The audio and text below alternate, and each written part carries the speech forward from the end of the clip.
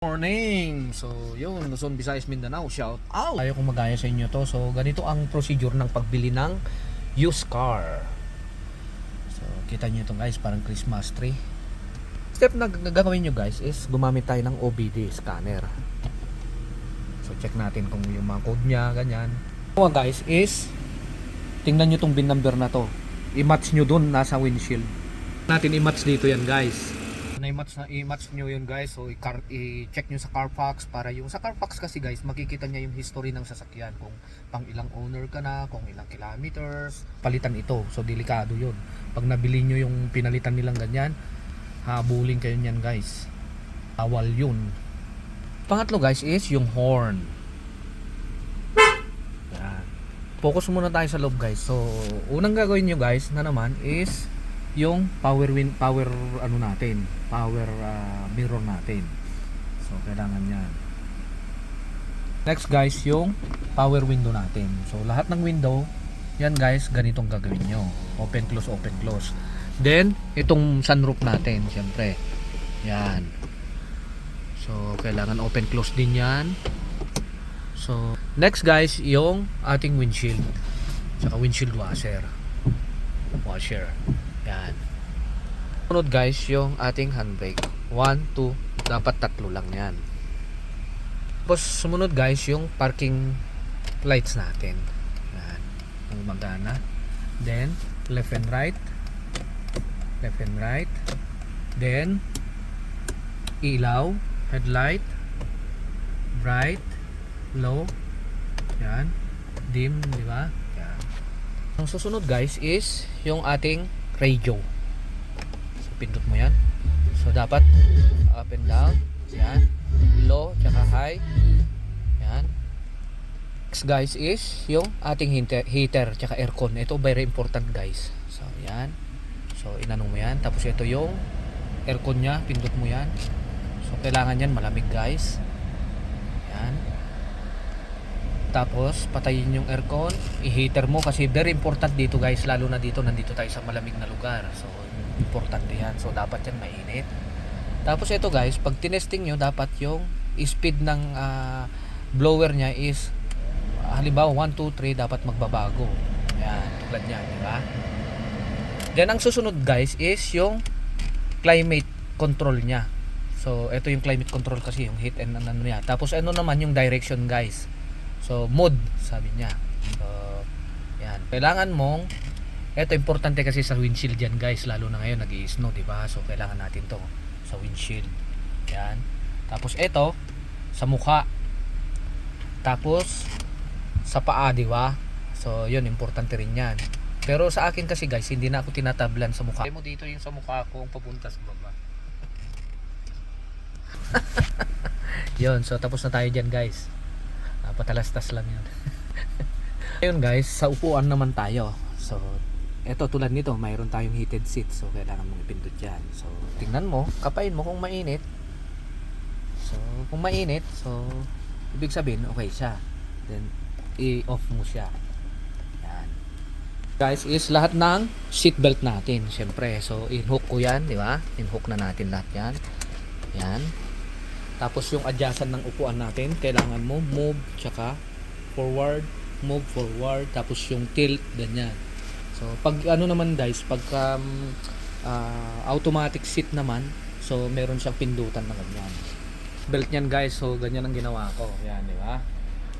Ano na rin tong sun visor, syempre kasi meron yung ginaganyan nila, nilalagyan nila ng tape. So yun. So titingnan nyo na rin yan, pati sa isa, kabila. Yan. Guys, yan, 'di ba? Kailangan yan nakabaon lahat 'yan, oh. Yan. Yan, 'di ba? Pinindot mo. Importante 'yan. Na tayo doon. So, ito yung pinakalas niya, guys. So, ito yung pinaka hood sa hood latch niya. Yan. So, yan, diba nag-open. So, i-close mo 'yun tapos i-open mo, ganun na magte-testing. So, yun, okay na tayo dito sa loob. So, sa labas naman tayo, guys. Sa labas, guys, is kailangan open, close, ganyan. Kasi minsan ito sira ito guys, di ba? Yung handle. So kailangan nito is i-lock mo siya. Nandun kasi yung lock eh. Ito. Lock mo siya. Yan. Tapos openin mo. Pag ano, hindi siya na open, okay siya. Tapos pag unlock mo siya, Tapos open mo siya. So na-open. So it means it's good. Tapos titingnan nyo rin to gap nito guys. Tapos sa kabila din na door, ganun din. Dito din sa fender, ganyan. Tapos dito rin sa likod guys, so na door. So titingnan nyo rin yan. Importante yan. Tapos sa hood guys, so ganito, di ba? So kailangan nyong i-check yung gap ng ilaw tsaka dito sa hood. Ganito rin dito sa kabila, sa fender, tsaka hood, tsaka light, tsaka dito sa bumper. So makita nyo yung mga gap niya yan guys. So perfect yan. Lahat yan perfect. Yan. Kabila, ganun din. So tapos na tayo. Tapos sa light naman tayo guys. So okay na tayo sa lights, di ba? So titingnan din natin tong lights ng yan, di ba? So okay yan. Titingnan natin tong license plate light. So importante rin yan guys. Yan, para iwas huli. Tapos itong wiper, syempre titingnan mo na rin yan. Tapos itong mga ilaw kung nangmumoy sa loob or may basag, titingnan na rin. Yung mga bumper, syempre. Yan. Tapos sumunod guys is dito sa gap ng gulong tsaka fender. Yan. Di ba? So dapat kung ano yung sukat mo rito dito sa kabila, sa driver side, ganun din sa passenger side. Tapos na tayo doon. Ang susunod natin guys is buksan natin yung makina. Buksan na natin yung makina. Open natin guys. Yan. Una guys, ang gagawin natin, pakikinggan natin yung makina kung tik tik tik tik tik ganun. Kung pag may knocking siya, lalo na pag ginasan mo guys, ano siya, na-knocking siya. Basta maririnig nyo, kakaibang tunog yung knocking. Tapos, check natin tong lating guys. Tulad nito, di ba? So, which is kwan lang yan, is very minor lang tong mga to. Dahil sa valve cover lang siya. So, yun guys, di ba? So, dahil use yan.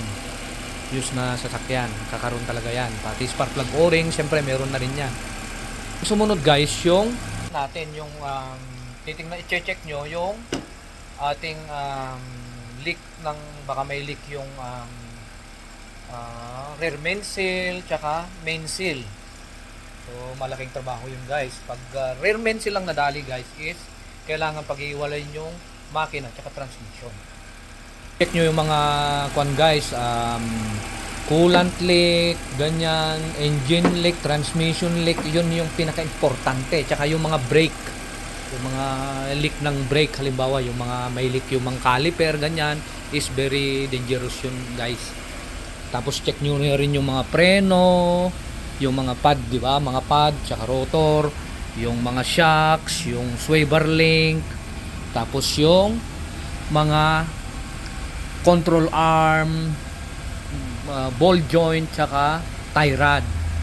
Siyempre, itong mga rims natin kasi baka may bengkong na rin. Tapos yung mga gulong natin baka bukol-bukol na yan or may mga crack na. So, iwasan natin yun guys. At yan, hanggang dun sa likod. Kahit sa mga differential, transfer case, yan. Kaya ang advice ko guys, pag bumili kayo ng used car, lalo na pag hindi nyo alam kung saan nyo binili, unang gagawin nyo guys is bumili kayo ng langis, transmission fluid, brake fluid, coolant. Pa-flush nyo lahat yan guys. Yan ang importante. Kasi ang transmission guys, pag hindi mo na i-flush yan, so mawawala yung viscosity ng kanyang transmission fluid, ganyan. Tapos magbuo-buo yung siyempre pag nag-overheat kasi ang transmission mo guys, magbubuo yung kanyang mga transmission fluid. So pupunta, i-block niya yung mga maliliit na ano yan, butas. Kasi ang maliliit yan, ganidel lang yan guys, gabuhok ang mga butas ng transmission.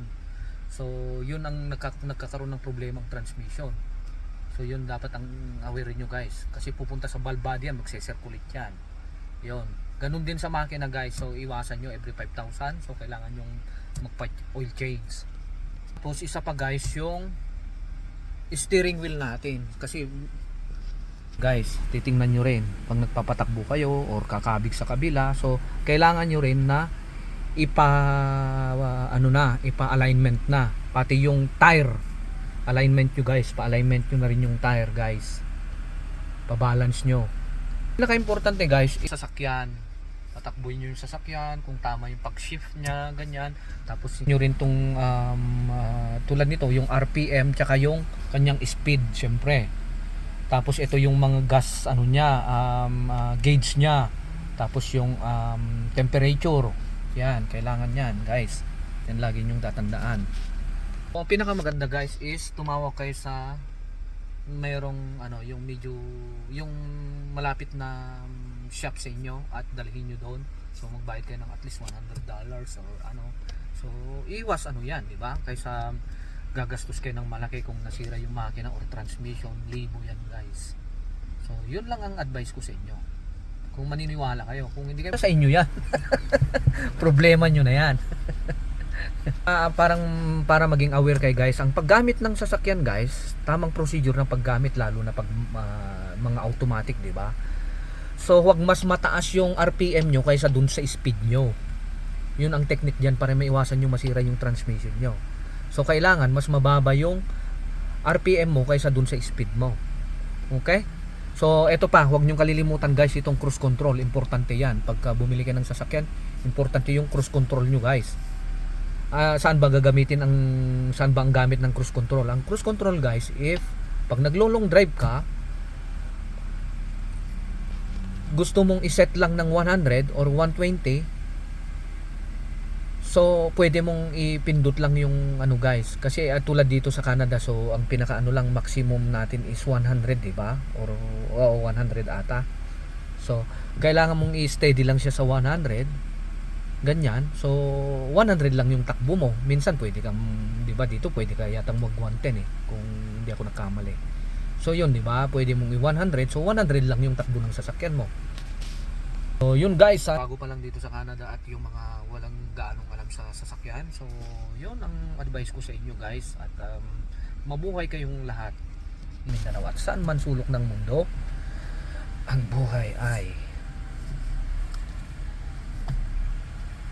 ikot-ikot lang. Yun lang yun. So yun, Philippine Standard Time is 10 minutes before 11 o'clock. Brought to you by iTurner TV, Unity Basketball League, ENRS Auto. Yun. At kung gusto nyo ng serbisyo ko, guys, call lang kayo sa 587-890-2421 and PM me, guys. So yun, hanggang dito na lang tayo at magandang araw sa inyong lahat.